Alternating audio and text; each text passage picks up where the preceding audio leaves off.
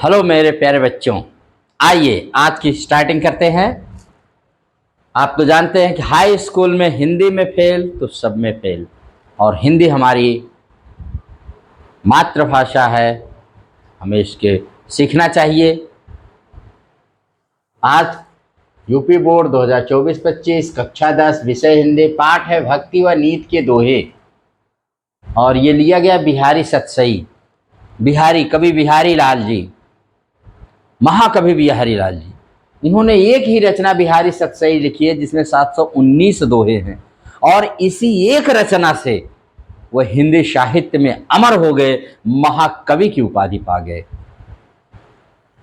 और इनके बारे में कहा जाता है लोग कितना लिख के जाते हैं तब भी लोग याद नहीं करते। इन्होंने एक ही रचना लिखी लेकिन आज तक लोग याद करते हैं। तो आइए थोड़ा सा इनके बारे में पहले बताते हैं। इनके बारे में कहा जाता है इनका जन्म जो हुआ था वो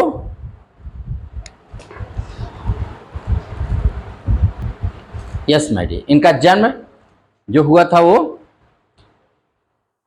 हाँ ग्वालियर के पास बसुआ गोविंदपुर गांव में 1595 ईस्वी में, और मृत्यु जो हुई थी 1663 ईस्वी में। इनके पिता पंडित केशव राय चौबे थे, और इनकी रचना जो महत्वपूर्ण मैंने बताया बिहारी सतसई, जिसमें 719 दोहे हैं। भाषा प्रौढ़ और परिमार्जित प्रज है, शैली इनकी मुक्तक रही है। ठीक है, और इनके बचपन के बारे में बताते हैं। बुंदेलखंड में बीता था इनका बचपन, और युवा अवस्था में अपने ससुराल मथुरा में जाकर रहने लगे, क्योंकि एक दोहा है, जन्म ग्वालियर जानिए खंड बुंदेले बाल, तरुणाई आई सुघर मथुरा बस ससुराल, मथुरा बस ससुराल। बताते हैं कि इन्होंने आचार्य केशव दास से शिक्षा ग्रहण की थी, ऐसा भी कहा जाता है। उसके बाद ये जयपुर के राजा जयसिंह के दरबार में रहते थे, और बताते हैं कि जयसिंह इनका बड़ा सम्मान करते थे। इनके प्रत्येक दोहे पर एक स्वर्ण मुद्रा वो उपहार स्वरूप इनको देते थे, ऐसी ये रचना कहते थे। एक बार बताते हैं कि जब राजा जयसिंह की कोई नई नवेली रानी आई तो उस नई रानी के मोह में पढ़ करके उन्होंने राजपाट को छोड़ दिया था, यानी राजकार्य से विमुख हो गए थे। ऐसा देख करके बिहारी जी ने उनको राजकाज के प्रति अपने दायित्व को याद दिलाने के लिए एक दोहा लिखकर भेजा। दोहा था, और नहीं परागु नहीं मधुर मधु, और नहीं विकास यही कल, अली कली ही सौ विध्यो आगे कौन हवाल। नहीं परागु नहीं मधुर मधु, नहीं विकास यही काल, अली कली ही सौ विध्यो आगे कौन हवाल। और इसको सुनते ही पढ़ते ही तुरंत राजा जयसिंह ने अपने राजकाज में बढ़ चढ़ के भाग लेना फिर से शुरू कर दिया। और इन्होंने, मैंने बता दिया कि इनके पिता पंडित केशव राय चौबे थे, शिक्षा ग्वालियर में हुई थी। आश्रयदाता राजा इनके राजा जय सिंह का दरबार था। रचना बिहारी सतसई, विषय श्रृंगार भक्ति और नीति परक के दोहे इन्होंने लिखा है। शैली मुक्तक है, समाज शैली, गागर में सागर भरने की कला, ये शब्द इन्हीं के लिए लागू होता है। बहुत थोड़े में बहुत बड़ी बात कह देना, इतनी बड़ी बात कह देना कि उस पर लोग बातें करते ही रहे तब भी उसका अर्थ नहीं निकलता है। बिहारी जी ने दोहों में ही अपनी क्षमता, अपनी कवित्व शक्ति को दिखाया है। बिहारी जी ने श्रृंगार भक्ति नीति ज्योतिष गणित इतिहास तथा आयुर्वेद आदि विषयों पर दोहों की रचना की है, बहुत ही ज़्यादा पर इन्होंने की थी। बताते हैं बचपन में ये ग्वालियर से ओरछा नगर आ गए थे। यहीं पर आचार्य केशव दास से इन्होंने काव्य शास्त्र की शिक्षा ली और काव्य शास्त्र में पारंगत हो गए थे। मुक्तक शैली में रचित बिहारी की रचनाएं हैं। इन्होंने गागर में सागर भर दिया है, और महाकवि जैसा एक रचना से महाकवि ये जाने गए हैं। साहित्यिक ब्रज भाषा का इन्होंने प्रयोग किया है, और इन्होंने दोहे जैसे छंद को अपने भावों से सशक्त बनाया है। बिहारी जी रीतिकाल के अद्वितीय कवि हैं, और इन्होंने अपनी एकमात्र रचना के आधार पर हिंदी साहित्य जगत में अपनी अमिट छाप छोड़ दिया। और रचना है क्या है? बिहारी सत सई, जिसमें 719 और कहीं यह 723 दोहे मिलते हैं, ऐसा बताया जाता है। तो आइए इनकी रचना का आज रसास्वादन लिया जाए और देखा जाए भाई कि इन्होंने क्या लिखा हुआ है। और इनके दोहे सीधे हृदय पर प्रहार करते हैं, इसीलिए हरिऔध जी ने लिखा है कि सत सैया के दोहरे ज्यों नावक के तीर, देखन में छोटे लगें घाव करें गंभीर। ठीक है, यहाँ पर जो हमारे इस प्रस्तुत पद्यांश में जो दिया गया है, भक्ति के छंदों में सांसारिक बाधाओं के निवारणार्थ राधा की वंदना, कृष्ण के मुकुट, पीताम्बर, बांसुरी आदि का बहुत सुंदर वर्णन इन्होंने किया है। कपट व आडंबर को भक्ति या भावना में बाधक इन्होंने बताया। नीति के दोहों में सरल दृष्टांतों द्वारा द्वैध शासन की पीड़ा, विनम्रता की श्रेष्ठता, संपन्नता के दुष्प्रभाव जैसे शिक्षाप्रद तथ्यों का इन्होंने वर्णन किया है। बहुत सुंदर सुंदर दोहे हैं। कुल 15 दोहे हैं, जिनमें 8 दोहे आपके भक्ति पर हैं और 7 दोहे नीति पर हैं। और जैसा कि मैंने बताया ना कि नीति वाले जो दोहे हैं वो द्वैध शासन की पीड़ा, विनम्रता की श्रेष्ठता, संपन्नता के दुष्प्रभाव, और जबकि भक्ति के दोहे में इन्होंने राधा की वंदना, कृष्ण के मुकुट, पीताम्बर, बांसुरी आदि का श्रृंगारिक वर्णन किया और कपट व आडंबर को भक्ति भावना में बाधक बताया है। आइए शुरू करते हैं इनके दोहे। इनका संक्षिप्त जीवन परिचय हो गया और अब इनको हम देखते हैं दोहे। पहली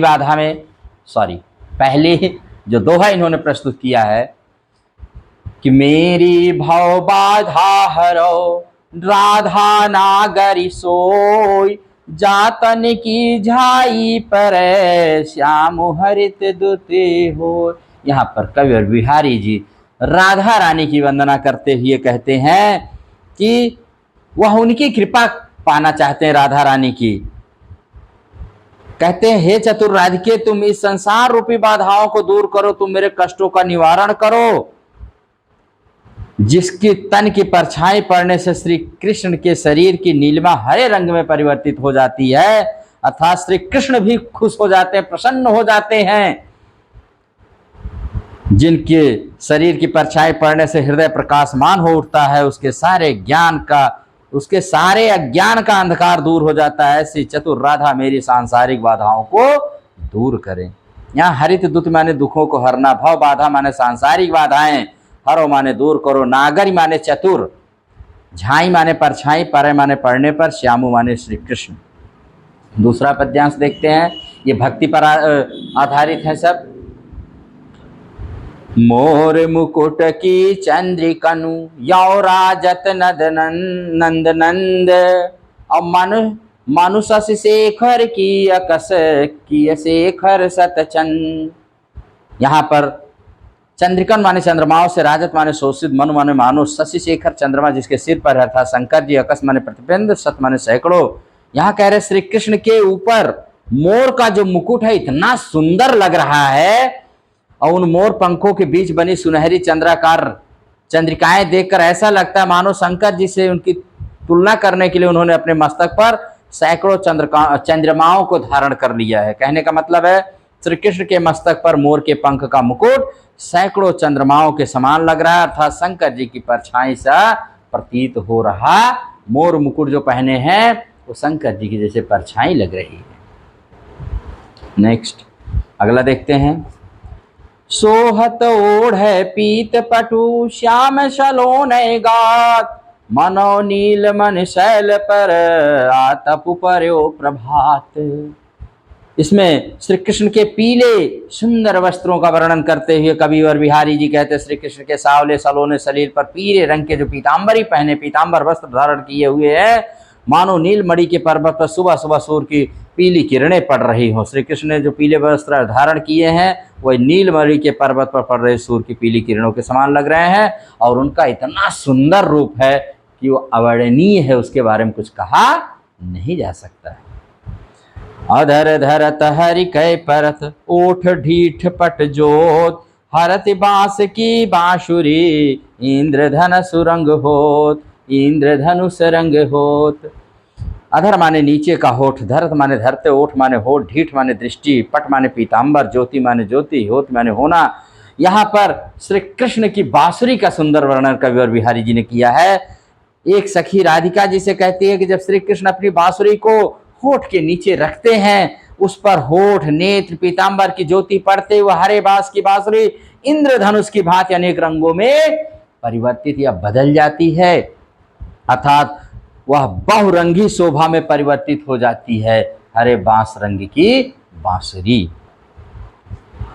या अनुरागी चित्त की गति समुझे नहीं कोई, ज्यों ज्यों बूढ़े श्याम रंग, त्यों त्यों उज्ज्वल होय। अनुरागी प्रेमी, चित्त माने मन, गति माने चाल, समझे माने समझना, श्याम रंग श्री कृष्ण भक्ति का, उज्ज्वल माने प्रकाशित। यहाँ कह रहे हैं कि भगवान श्री कृष्ण के प्रेम में जो जितना डूबता जाता है वह उतना साफ उज्ज्वल होता जाता है।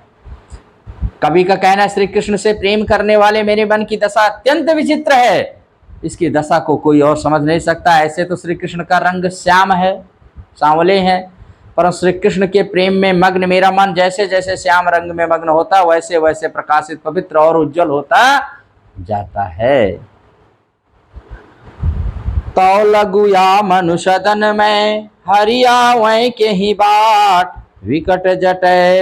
विकट जटे जाओ लघु निपट, खुटे न कपट कपाट। मन सदन माने मन रूपी घट, बाट माने रास्ता, विकट माने जटे माने दृढ़ता से बंद, और जव लघु माने जब तक, निपट माने अत्यंत, सदा सदा के लिए, खुटे माने खुलेंगे, कपाट कपट कपाट माने कपाट रूपी किवाड़। इसमें बताया गया है कि जब तक मन का कपट समाप्त नहीं होगा तब तक ईश्वर की प्राप्ति संभव नहीं है। कबीर बिहारी जी कहते हैं जब तक दृढ़ निश्चय से मन के कपट रूपी दरवाजे हमेशा के लिए खुलेंगे नहीं, तब तक इस मन रूपी घट में भगवान श्री कृष्ण किस मार्ग से आएंगे। अर्थात कहने का मतलब है जब तक मनुष्य के मन का कपट समाप्त नहीं होगा, छल, दंभ, द्वेष, घृणा, ये जब तक समाप्त नहीं होंगे तब तक श्री कृष्ण मन में वास नहीं करेंगे, क्योंकि मन में या तो छल, दंभ, अहंकार रहेंगे या तो भगवान रहेंगे। तो भगवान श्री कृष्ण को लाने के लिए इसको आपको दूर करना पड़ेगा। जगति जनायो जेहि सकलु, सो हरि जान्यो नाय, ज्यों आखिन सब देखियो, आखिन देखी जाहि। जगत माने संसार, जनायो माने ज्ञान कराया, जेहि माने जिसने, सकल माने संपूर्ण, जाने नाही माने जाना नहीं। इसमें हमारे जो कविवर हैं वो समझा रहे हैं परम सत्य ईश्वर को, परम शक्ति ईश्वर को जान ले तभी हमारा आपका कल्याण है। इस सार्वभौमिक सत्ता का यहाँ वर्णन किया गया। कबीर बिहारी जी कहते हैं तो उस ईश्वर को जान ले जिसने तुझे संपूर्ण संसार से अवगत कराया है, जिसने तुझे संसार दिखाया, उसको जरूर जानना चाहिए, उसी में हमारा कल्याण है। अभी तक तूने उस हरि राम यानी हर भगवान को नहीं जाना है। यह बात ऐसी प्रतीत हो रही जैसे आंखों से हम सब कुछ देख लेते हैं, परंतु आंखें स्वयं अपने आप को नहीं देख पाती हैं। जपमाला छापा तिलक, सरई न एक काम, मन का चय नाचय वृथा, साचे राचे राम, साचे राचे राम। यहाँ पर भक्ति में आडंबर करने वालों पर बड़ा कड़ा कटाक्ष करते हुए हमारे कवि कहते हैं कि सच्चे मन के भगवान भूखे होते हैं, ना कि आडंबर के। कहते हैं बिहारी जी की भक्ति के नाम पर दिन भर माला जपना, दिखावे के लिए अपने माथे पर तिलक लगाना, आज बाह्य आडंबरों से एक भी काम सिद्ध नहीं होता है। भक्ति के नाम पर धार्मिक आडंबरों से कोई लाभ नहीं होता, बल्कि सच्चे मन से की गई भक्ति ही भगवान राम को पसंद है। ईश्वर के और उसी से ईश्वर की प्राप्ति होती है। ईश्वर तो केवल सच्चे मन की भक्ति से ही प्रसन्न होते हैं। ये 8 पद्यांश जो हैं हमारे, ये भक्ति पर आधारित थे। किस तरह से उन्होंने भक्ति में आडंबर, तमाम तरह की बातें उन्होंने बताया, श्री कृष्ण, राधा और सबका वर्णन किया। अब आते हैं नीति के दोहे पर।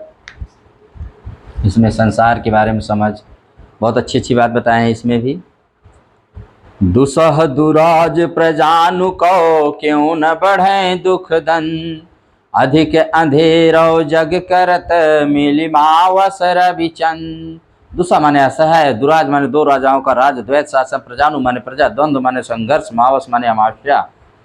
इसमें कह रहे हैं बिहारी जी ने कहा है कि जिस प्रकार दो राजाओं का शासन प्रजा के लिए बड़ा ही दुखदायी कष्टदायी होता है, जिस राज्य में दो राजाओं का शासन होता है उस राज्य की प्रजा का दुख दुगना क्यों न बढ़ेगा, क्योंकि दो राजाओं के भिन्न भिन्न आदेश नियम नीतियां होती हैं और उसके बीच जनता ऐसे पिसती है जैसे दो पाटों के बीच में आटा।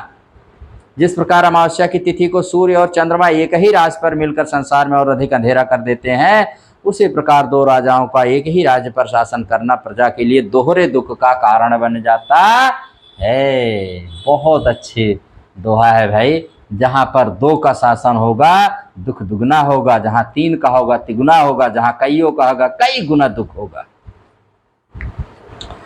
बस बुराई जासुतन ताही कौशनुमान, भलो भलो कही छोड़िए खोट ही ग्रह जपुदान। बस माने समाना, समाना, जास माने जिसके, सम्मान माने सम्मान, जाप माने जप, दान माने धन, ग्रह माने अनिष्ट ग्रह।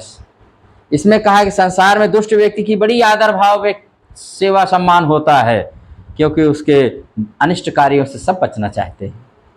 कवि बिहारी जी कहते हैं जिस मनुष्य के शरीर में बुराई का वास होता है उसका बड़ा सम्मान होता है। संसार की यही नीति है, जो व्यक्ति दुष्ट और बुरा होता है जगत में उसी का सम्मान किया जाता है। जब अच्छा समय होता है तो भला भला कहकर छोड़ दिया जाता है, जब बुरा समय आता है तो मनुष्य उसके लिए दान व जप करने लगते हैं। अच्छे समय में मनुष्य ईश्वर को भूल जाता है, बुरा समय आने पर वह ईश्वर को याद करने लगता है। नर की अरुणल नीर की गतिये कै करि जोय, जे तौ नीचे हुए चले ते तौ ऊंचे होय। यहाँ पर मनुष्य की विनम्रता का वर्णन किया गया है। कवि बिहारी जी कहते हैं मनुष्य की स्थिति बिल्कुल नल के पानी जैसी है।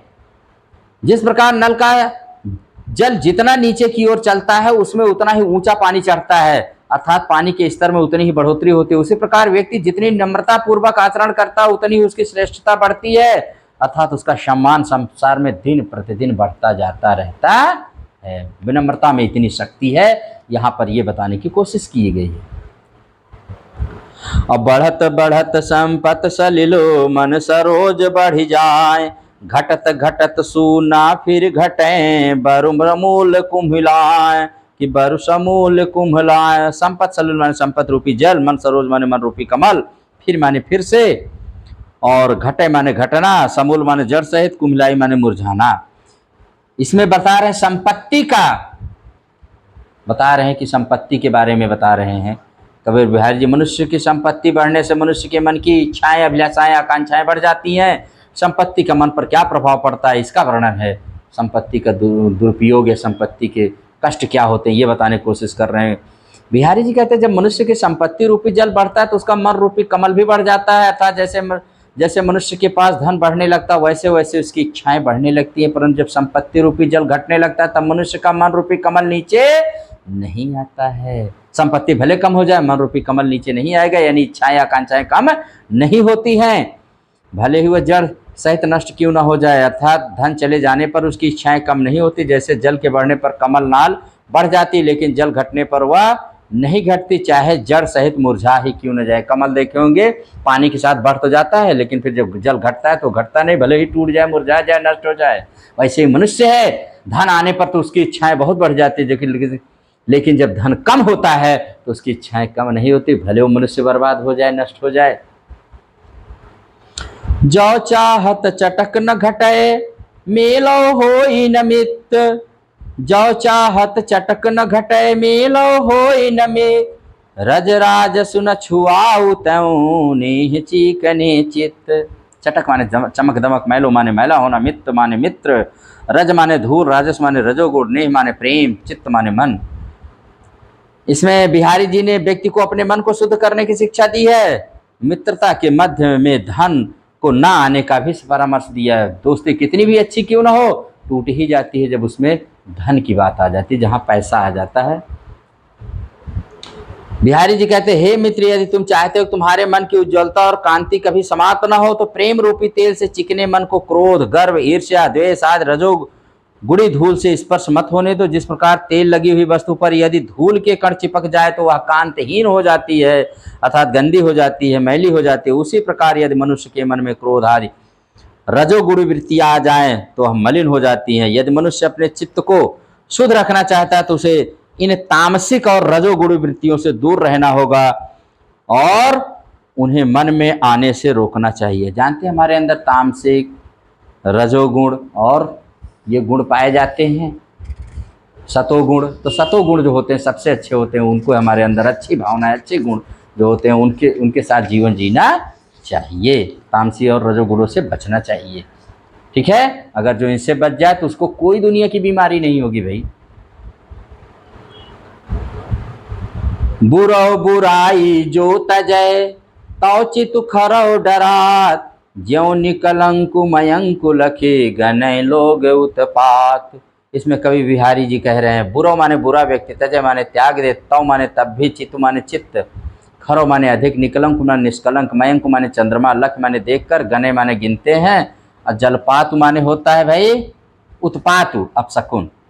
कि दुष्ट व्यक्ति अगर अपनी दुष्टता त्याग भी दे तो इस संसार के लोग मानते नहीं हैं, लोग उस पर विश्वास नहीं करते, बल्कि शंका और संदेह की दृष्टि से ही देखते रहते हैं। अगर दुष्ट व्यक्ति अपनी बुराइयों को त्याग दे तब भी लोगों के मन में उसके प्रति संदेह व्याप्त रहता है, अर्थात उनके मन में शंका बनी रहती है, जैसे निष्कलंक चंद्रमा को देखकर किसी अपशकुन होने की संभावना का आभास होता है।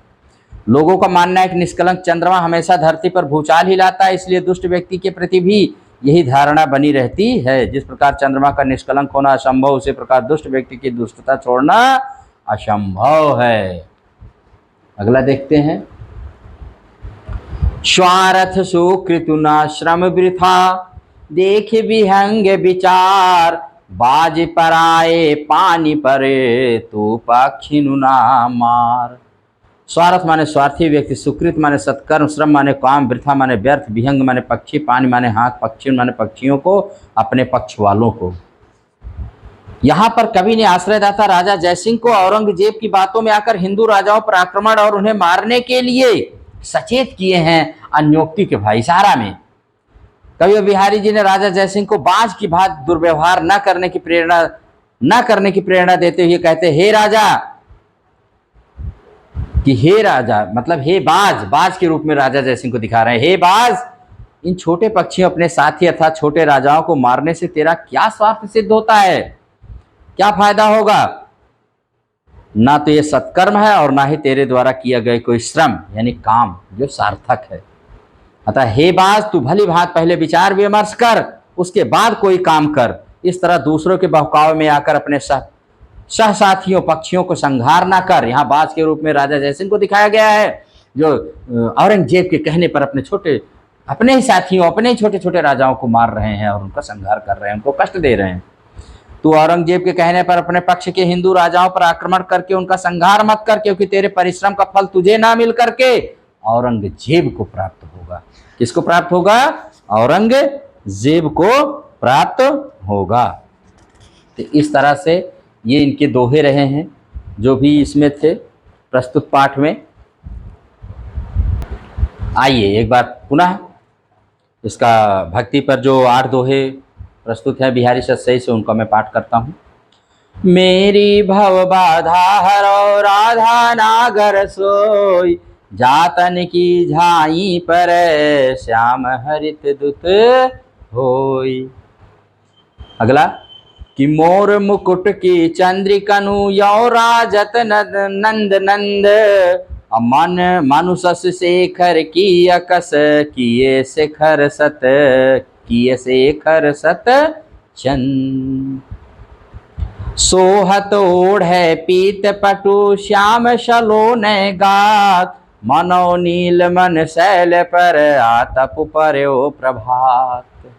अगला, अधर धरत हरि कै परत, होठ डीठ पट जोत, हरित बांस की बांसुरी इंद्रधनुष रंग होत। या अनुरागी चित्त की गति समुझे नहीं को, ज्यों ज्यों बूढ़े बूढ़े श्याम रंग त्यों त्यों वो जल होई। तौ लगु या मन सदन में हरिया वै के ही बाट। तौ लग या मन सदन में हरिया वै के ही बाट। विकट जटे जो लघु निपट खुटे न कपट कपाट। जगत जनायो जहि सकुल सो हरि जान्यो नाय। ज्यों आखिन सब देखिए आखिन देखी जाहि। जपमाला छापै तिलक सरय न एको काम। मन कांचय नाचय वृथा साचय राचय राम। अगला है नीति के दोहे पर। दुसह दुराज प्रजानु कहो क्यों न बढ़े दुख दन। अधिक अंधेरो जग करत मिली मावस रविचंद। बसै बुराई जासुतन ताही कौश अनुमान। भलो भलो कही छोड़िए खोटहि ग्रह जपुदान। नर की अरुणल नीर की गतिये कै करि जोय। जे तौ नीचय होय चलें ते तौ ऊंचय होय। बढ़त बढ़त संपत्ति सलिलो मन सरोज बढ़ जाय। घटत घटत सुना फिर घटे बर समूल कुम्हिलाय। जो चाहत चटक न घटे मेलो होए न मेत। रजुराज सुन छुआऊ तौ नेह चिकनो चित्त। बुरो बुराई जो तजय तौ चित खरौ डरात। ज्यों निकलंकु मयंकु लखे गनय लोग उत्पात। स्वार्थ सुकृत न श्रम वृथा देख विहंग विचार। बाज पराए पानी पर तू पाक्षिनु ना मार। बिहारी सही से है। एक बात यहाँ पर जहाँ पर ये है दोहा नीति वाले में कि बसै बुराई जासुतन ताही कौश अनुमान। भलो भलो कही छोड़ियो खोटै ग्रह जपुदान। कहने का मतलब इस संसार में जो व्यक्ति बुरा होता है उसी की पूजा आदर सम्मान किया जाता है। क्यों? जैसे इतने ग्रह हैं लेकिन किसी ग्रह का उतना पूजा नहीं होती जितना शनि ग्रह की होती है। क्योंकि सब जानते हैं अगर शनि ग्रह सबसे अनिष्टकारी ग्रह है, अगर ये सीधा है तो सब सही है, अगर ये गड़बड़ है तो सब कुछ है। कहने का मतलब हम अच्छे समय में भगवान को याद नहीं करते हैं लेकिन बुरा समय आने पर तमाम प्रकार के जाप दान और तमाम तरह की क्रिया और प्रक्रिया करने लगते हैं खुश करने के लिए भगवान को। कहने का मतलब होता है कि शनि ग्रह की पूजा सब लोग करते हैं। वैसे व्यक्तियों में जो दुष्ट होता है, शनि स्वभाव का होता है, जिसके अंदर दुष्टता ही भरी है, उससे सभी लोग बड़ा आदर और सम्मान देते हैं क्योंकि जानते हैं अगर ये खुश है तो सब खुश हैं। तो बिहारी जी के दोहे मेरे प्यारे स्टूडेंट्स ये आपको जिंदगी की सीख देते हैं। जिंदगी कैसे जी जाती है, समाज में कैसे रहा जाता है और क्या करना चाहिए क्या नहीं करना चाहिए, ये सब की सीख आपको बिहारी के दोहे में आपको पूरे जीवन की शिक्षा मिलती है। पूरा जीवन की आपकी शिक्षा आपको बिहारी के दोहे में मिलेगी। बताइए 719 या 723 जो भी उनके बिहारी सतसई में दोहों की संख्या है, उसी से उन्होंने पूरी दुनिया को ऐसी सीख दे दिया है कि इसी एक रचना से वो कवि से महाकवि हो गए और अमित काल तक वे इस संसार में रहेंगे। तो आप इनको बिहारी को बार बार पढ़िए, गागर में सागर भरने वाले इस कवि को पढ़ते रहिए। इसी के साथ इस क्लास को मैं यहीं पर समाप्त करूंगा। अगर ये क्लास आपको अच्छी और समझदार लगता है, हिंदी में तो जानते हैं कितना अच्छा है, हिंदी को खूब पढ़िए। अगर ये क्लास आपको अच्छी लगती है तो आप इसको like share and subscribe and comment जरूर करिएगा। Thank you very much.